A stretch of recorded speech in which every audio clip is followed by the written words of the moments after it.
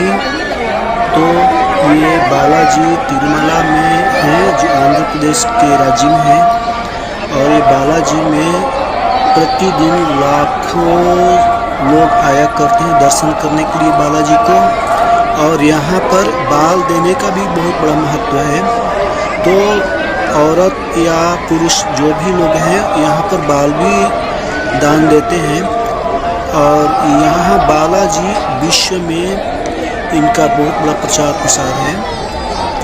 तो यहाँ भारत के कोने कोने से लोग यहाँ पर बालाजी में दर्शन करने आते हैं। और देखा भी जाए तो भारत का सबसे बड़ा मंदिर है ये। यहाँ पर इतना लोग आया करते हैं कि उनको रहने की संपूर्ण से व्यवस्था नहीं मिल पाते हैं। और यहाँ दर्शन के लिए लगभग तो 6 घंटे 7 घंटे प्रतिदिन होता ही होता है। और कभी कभी तो 1 दिन या 2 दिन भी लग जाते हैं दर्शन करने के लिए।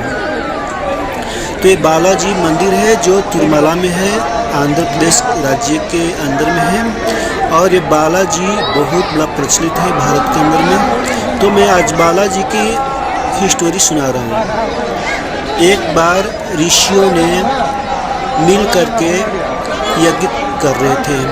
तो यज्ञ करते करते बहुत कुछ समय हो गया। तो उस समय में नारद जी वहाँ पर पहुँचे। तो जब नारद जी आए तो नारद जी ने एक प्रश्न उठाया कि हे ऋषियों, आप लोगों ने जो यज्ञ कर रहे हैं ये यज्ञ किसके लिए कर रहे हैं और ये यज्ञ किनको मिलेगा। कोई ऋषि बोला कि ये ब्रह्मा जी के लिए कर रहे हैं। तो कोई ऋषि बोला कि ये तो शिव जी के लिए कर रहे हैं। और कोई ऋषि बोले कि ये विष्णु भगवान के लिए कर रहे हैं। लेकिन तीनों देवताओं में ऐसा बातें आने के बाद में आपस में विवाद हो गया कि भगवान तो एक ही होंगे। तो भगवान जब एक होंगे तो 3 देवता के नाम क्यों, और तीनों को कैसे जा सकता है। कोई ना कोई आराध्य देवता एक ही होंगे ना। तो इसलिए जब ये बात विवाद हो गया तो ये निर्णय लिया गया कि इनकी परीक्षा ली जाए। तीनों देवताओं की परीक्षा लेने के बाद में तब हम लोग निष्कर्ष करेंगे कि भगवान कौन है। क्योंकि सारे यज्ञ तो भगवान के लिए किया जाता है और भगवान तो एक ही होते हैं, भगवान बहुत नहीं होते हैं। और आप लोग 3 देवताओं के नाम लेकर के हमें असमंजस में डाल दिए हैं। तो ऐसा तो हो नहीं सकता है, भगवान तो केवल एक ही होते हैं। तो भगवान की परीक्षा के लिए एक भृगु ऋषि जो ब्रह्मा जी के पुत्र हैं उनको भेज दिया गया। और ब्रह्मा जी के पुत्र भृगु ऋषि जब ये स्वीकार किए कि ठीक है नहीं परीक्षा लेंगे, और जब ऋषियों ने उनको भेजे कि आप जाओ 3 देवताओं की परीक्षा ले लो और इसके बाद में जो हुआ होगा तो मेरे पास में सच्ची आकर बता देना। तो भृगु ऋषि जब चले तो वहाँ से प्रथम अपने ब्रह्मलोक में जीत गए, जहाँ पर ब्रह्मा जी रहा करते थे। तो ब्रह्मा जी के पास जाने के बाद में वैसे तो भृगु ऋषि ब्रह्मा जी के ही पुत्र हैं, लेकिन ब्रह्मा जी के पुत्र होने पर भी भृगु ऋषि ब्रह्मा जी को नमस्कार नहीं किए। तो ब्रह्मा जी को बहुत बड़ा क्रोध आ गया। उन्होंने बोले देखो मैं सृष्टि करता हूँ और सारे देवता समस्त ऋषि मेरे को नमस्कार करते हैं और मेरा ही पुत्र एक भृगु होकर के मेरे को नमस्कार नहीं किया, तो दंड के योग्य है। इस प्रकार से उन्होंने बहुत क्रोध हो गए और क्रोध के आवेश में उन्होंने श्राप देने पर तैयार हो गए। तब माता सरस्वती बोली कि नहीं मेरा ही पुत्र है और पुत्र से यदि गलती हो भी जाए तो उन्हें क्षमा कर दीजिए और उनको सद्मार्ग दीजिए और फिर उनको ज्ञान दीजिए कि अगले बार ऐसा नहीं करना और हमारा कुछ मर्यादा भी है। इस प्रकार से उनको रोक दिया गया, सरस्वती जी ने उनको रोक दिया। तब भृगु ऋषि ने बोले देखो एक ब्रह्मा जी को कोई नमस्कार न करे तो इतना बड़ा क्रोध हो जाए, तो ये तो भगवान में कोई गुण नहीं होता है, इनका तो कोई भगवान की आकृति में नहीं आ जा सकते हैं, इसलिए कोई ये भगवान नहीं है। अब हम चलते हैं शिव जी के पास में। शिव जी के पास गए तो शिव जी तो रहते हैं कैलाश पर्वत पर। तो कैलाश पर्वत पर पहुंचे और पार्वती के साथ में शिव जी बैठे हुए थे। तो शिव जी जैसे वहाँ पर देखे कि भृगु ऋषि आ रहे हैं तो वो चुप के गुमसुमी रहे। तो भृगु ऋषि को बड़ा क्रोध आ गया कि एक ऋषि आने पर भी और ये शिव अपनी पार्वती के साथ में इतना अनायास होकर के भी इतना आतुर हो गया है कि पता नहीं ये इतना तो संसारी लोग भी नहीं हुआ करते हैं और कहलाते हैं शिव। तो इसलिए तो शिव जैसे तो कोई ऐसा मेरे को ये स्त्री के अधीन कोई नहीं दिख रहा है मेरे को। तो इस प्रकार से जब उन्होंने बोले भृगु ऋषि ने, तो ये वाक्य को सुन करके शिव जी को बड़ा क्रोध आ गया कि मैं स्त्री का अधीन हूँ, मेरे को क्या भी नहीं मालूम है। इस प्रकार से उन्होंने त्रिशूल उठा लिए और उनको मारने के लिए उतावल हो गए। तो वहाँ पर पार्वती बोलती कि हमें गलती क्या किया उसने? कुछ भी नहीं किया, इसने इतने ही तो बोला कि ये एक औरतों के अधीन है। तो यदि शादीशुदा हूँ हम आप दोनों ने, तो औरत तो हम रखेंगे और हमारे पास में रहेंगे औरत। और औरत तो एक अर्धांगिनी होती है। तो अर्धांगिनी के बारे में जो कुछ कह दिए तो इसमें कोई बुरा नहीं मानना चाहिए। अब रह गया कि जब ऋषि कोई आते हैं तो हमें उनको कुछ स्वागत करना चाहिए। तो हमारी ही गलती है, उनकी गलती नहीं है। समझा बुझा करके शिव जी को क्षमा करा दिया। अब भृगु ऋषि सोचे कि एक छोटी सी बातों में इतना बड़ा क्रोध हो जाना और मारने पर भी तैयार हो जाना, ये कोई भगवान का लक्षण नहीं है। अब चलते हैं महाविष्णु के पास में। तो महाविष्णु के पास गए बैकुंठ धाम में। तो बैकुंठ धाम में महाविष्णु के पास जैसे पहुँचे तो विष्णु भगवान वहाँ पर शयन कर रहे थे और लक्ष्मी जी उनकी पैर की सेवा कर रही थी, चरण सेवा कर रही थी। तो इस प्रकार से जब वो उन्होंने गए भृगु ऋषि तो कुछ भी नहीं बोले। भृगु ऋषि ने भगवान विष्णु को वक्षस्थल पर एक पैर से जमा दिए, मार दिए। उनकी जो चरण था भगवान विष्णु के वक्षस्थल पर लग गई। तब भगवान देखे कि ये तो भृगु ऋषि है। और ये भृगु ऋषि बैठिए बैठिए, हमें तो मालूम नहीं था, हम तो निद्रावस्था में थे, आइए बैठिए। तो अब भृगु ऋषि के मन में ऐसा हुआ कि हमने मारा इनको और इन्होंने मेरे को फिर भी स्वागत कर रहे हैं, ठीक है। तो भृगु ऋषि बैठ गए और भगवान विष्णु जी नीचे बैठकर उनके चरण दबाने लगे। भगवान विष्णु जी बोले कि हमारे कठोर रूपी चरण, हमारे कठोर रूपी वक्षस्थल से आपके कोमल रूपी चरणों में चोट आ गया होगा, लाइए मैं आपकी सेवा कर देता हूँ।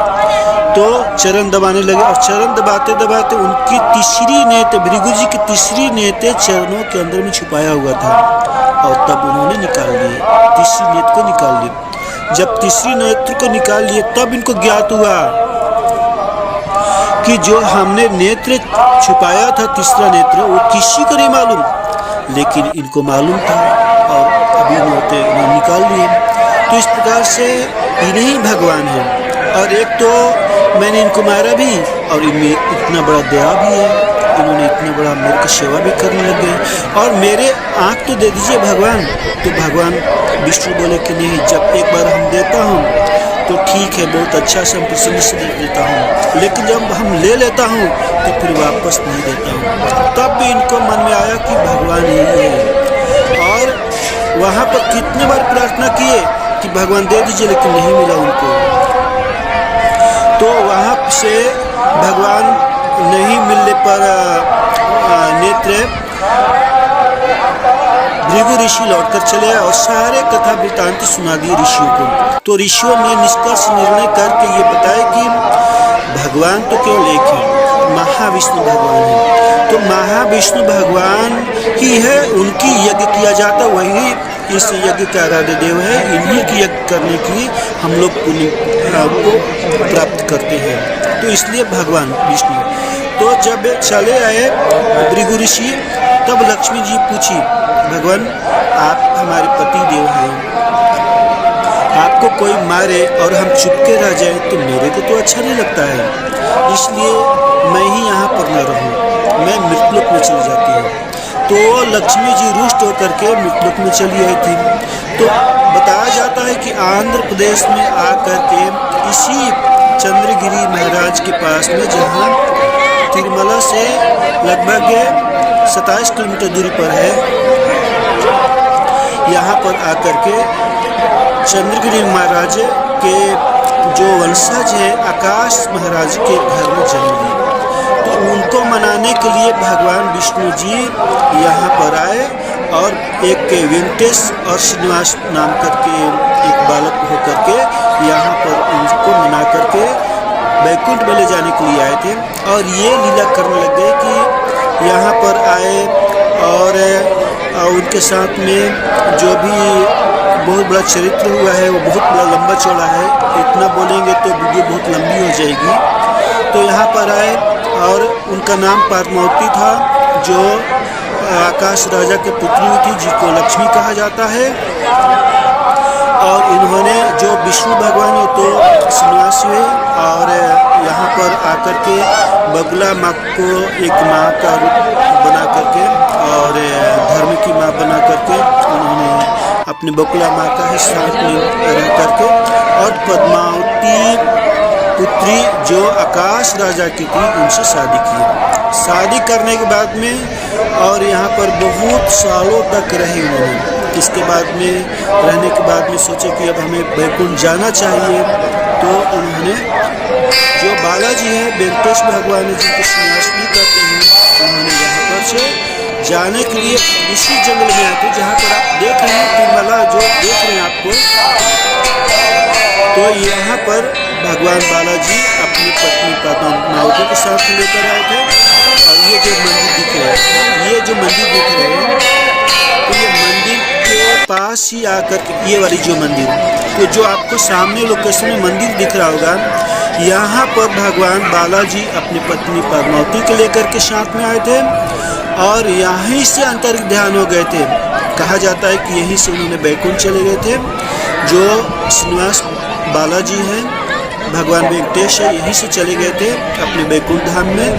तो इनका एक और भी चरित्र आता है कि श्री देवी और भूदेवी, इनकी और भी 2 पत्नियां हुई हैं।